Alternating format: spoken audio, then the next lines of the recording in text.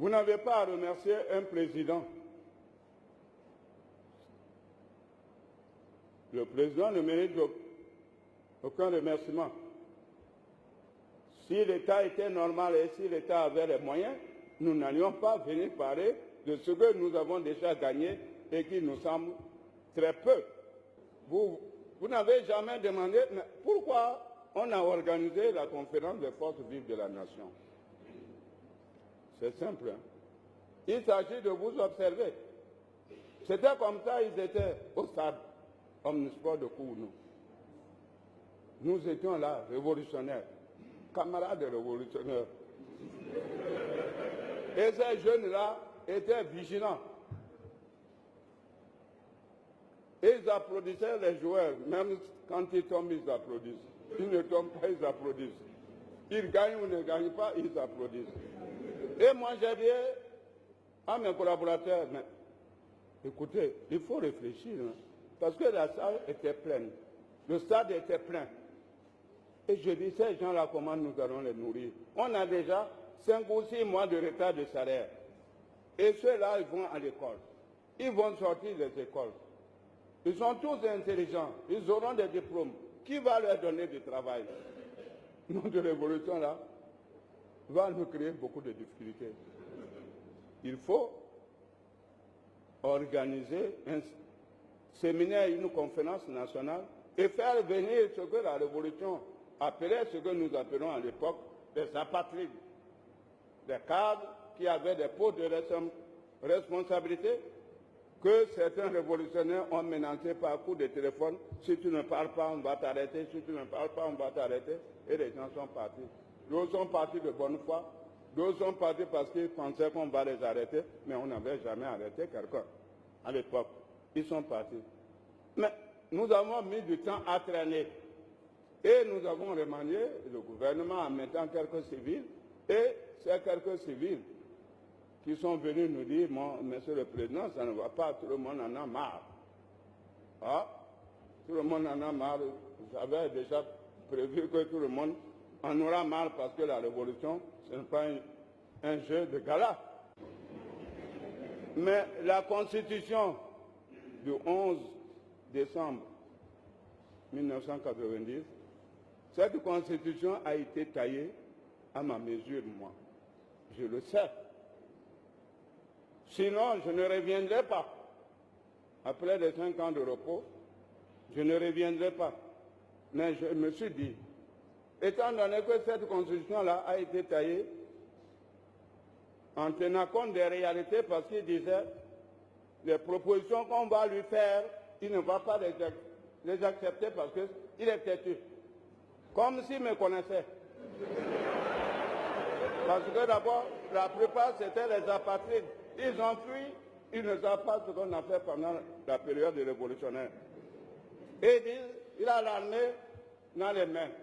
Mais l'armée, c'est pour l'État, ce n'est pas pour un individu. Futur président avec un titre pompeux, chef suprême des armées. Moi, je m'en fous. Je suis de la filière militaire. Personne n'a jamais commandé l'armée. L'armée appartient au peuple béninois. C'est votre armée, ce n'est pas mon armée à moi. Même ceux qui se disent, nous sommes de la sécurité, je dis, c'est moi qui assure votre sécurité, ce n'est pas vous qui assurez ma sécurité, moi. Alors je dis, mais, puisque c'est ma constitution, on n'a pas dit au peuple. Moi, je veux être candidat. Les autres disent, c'est nous qui l'avons mis là. Je veux bien, je dis, si c'est vous qui m'avez mis là, venez m'enlever. Je ne les ai pas vus, tout le monde grince les dents maintenant. Ils ne sont plus avec moi.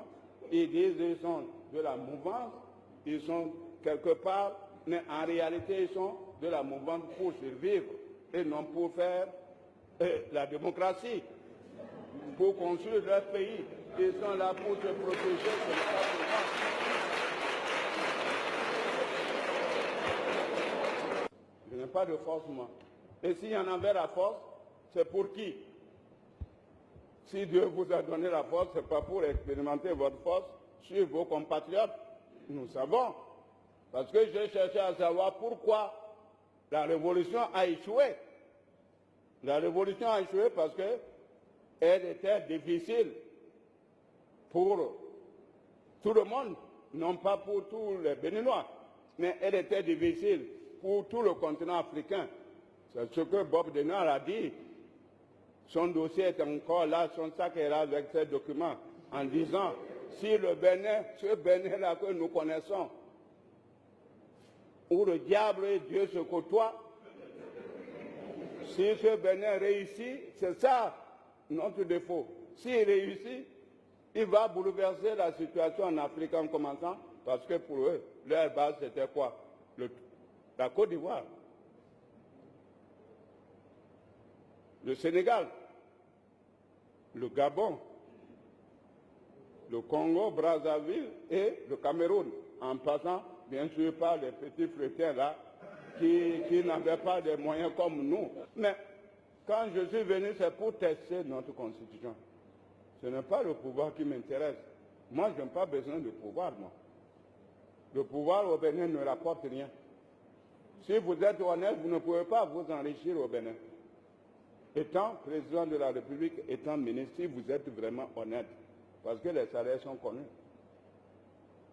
400 000, oui. Même le président, c'est combien? Jusqu'à présent, je n'ai même pas demandé, parce que ce n'est pas ça qui m'intéresse. J'étais venu pour donc tester, voir la qualité de notre Constitution. À l'heure où nous parlons, je sais ce qu'elle vaut. Mais j'ai voulu que nous allions jusqu'au bout. Pas la réviser.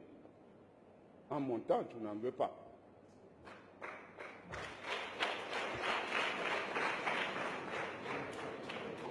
Mais, en étant candidat, si vous êtes candidat, on vous a dit, la Constitution dit, vous êtes candidat pour 5 ans.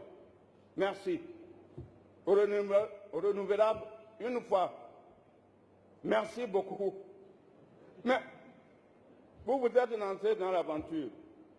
Si Dieu vous a permis de franchir la première étape, 5 ans, la deuxième étape, vous êtes au bout du rouleau, et vous vous entêtez en disant, je vais réviser la Constitution, alors vous ne respectez plus la volonté de Dieu. Dieu ne vous a pas dit. Alors, je n'ai pas un parti politique, je l'ai dit l'autre jour, assez, en disant, si vous voulez proclamer ici un gouvernement continental, moi je ne signe pas. Si vous ne me connaissez pas, moi je me connais. Moi je n'ai pas de parti politique comme vous autres.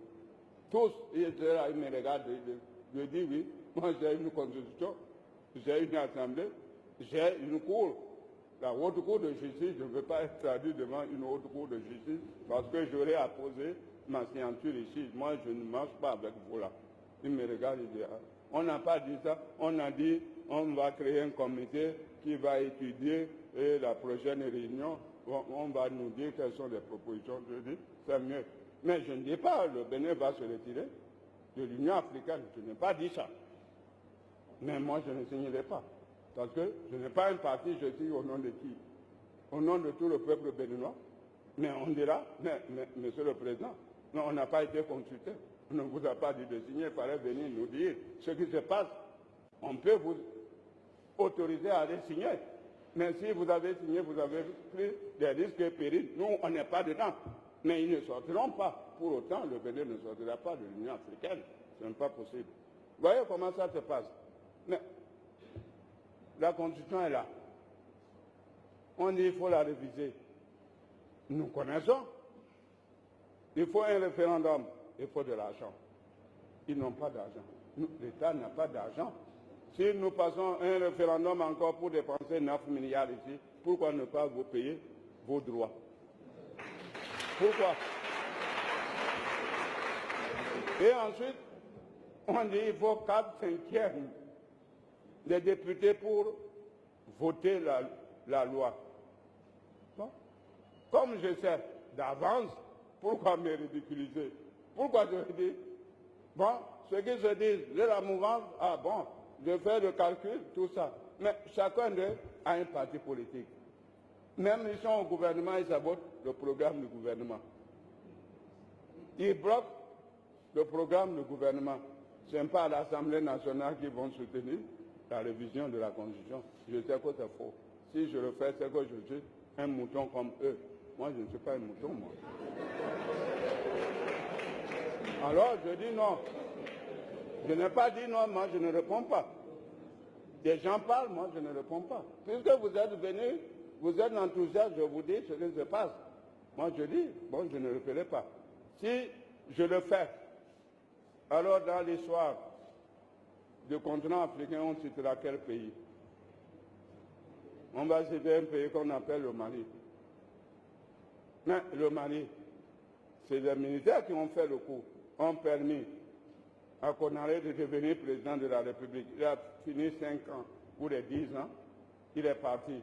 Alors on parlera du Mali sans parler du Bénin. Mais c'est le Bénin qui a introduit la démocratie. Alors on aura perdu nombre de dignités.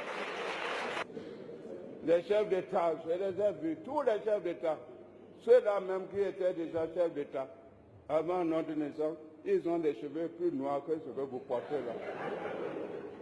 Ils le font pour qui? Pour endormir les femmes, des jeunes filles. Et ils disent, mais ils ne savent même pas que tout ce qui est blanc comme mon frère là, c'est nous qui attirons des jolies femmes vers nous.